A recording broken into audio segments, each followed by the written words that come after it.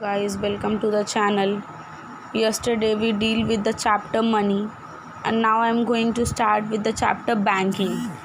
So this is very important chapter, and the very important question of this chapter is कि how the commercial bank creates money. ठीक है, the process of money creation. First let us start with process of money creation. क्या होता है? तो commercial banks create money in the form of credit to the borrowers. Therefore, money creation by the commercial bank is called credit creation by the commercial bank. As I already told you in the chapter of money, मैंने आपको बताया था कि commercial bank कैसे demand deposit करती है, कैसे money create करती है. मैंने ब्रीफ में थोड़ा आप लोगों को बताया था. तो कैसे करती है? तो क्या होता है ना कि let us have a look at the process by which commercial bank create credit. यहाँ पे हम इससे पता चलेगा हमें कि ये कैसे करती है. तो the first point is let us assume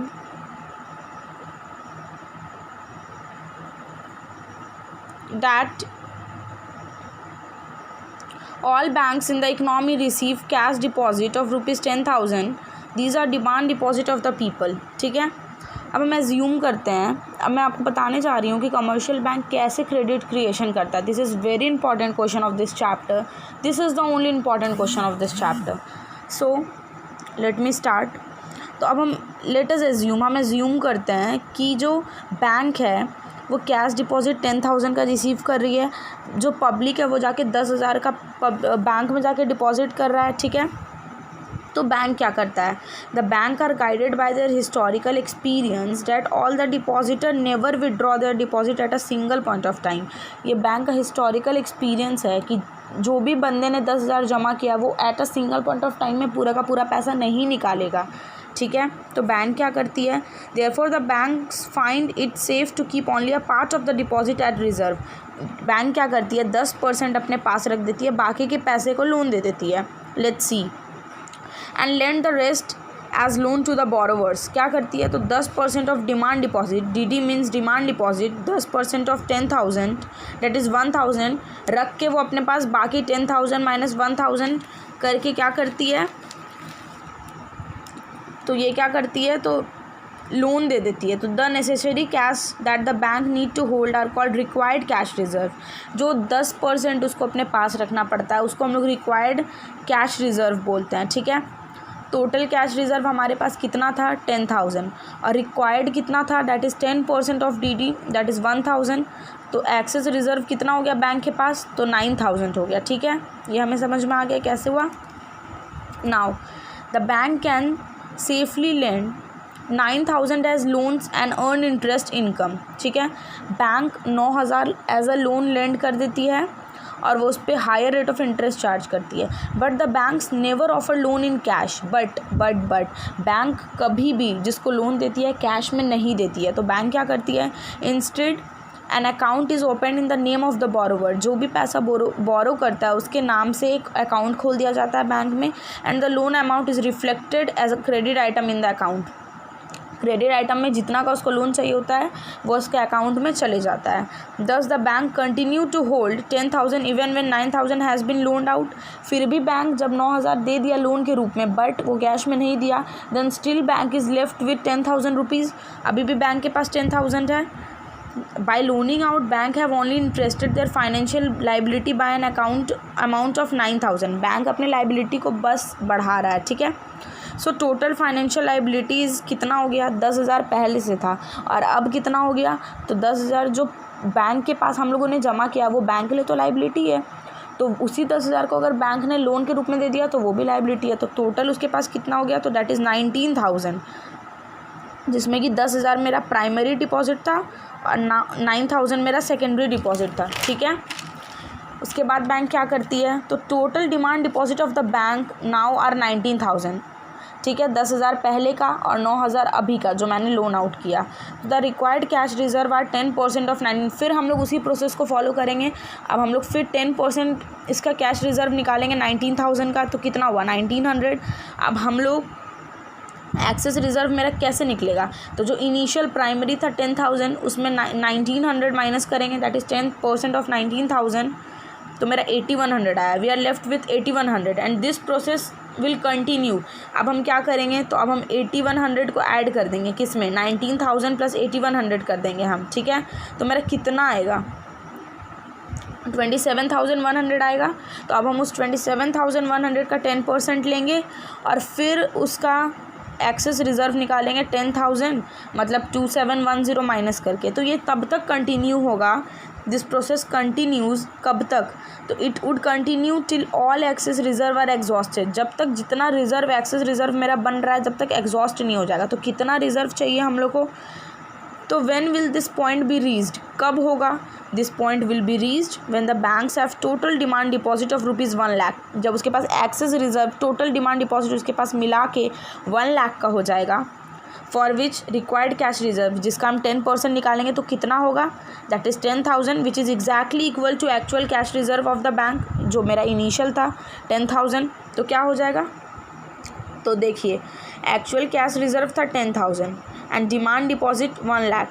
So primary deposit is 10,000 and secondary deposit is 90,000. Required cash reserve मेरा कितना निकला, तो 90 plus 10 that is 1 lakh. 10% of 1 lakh is 10,000.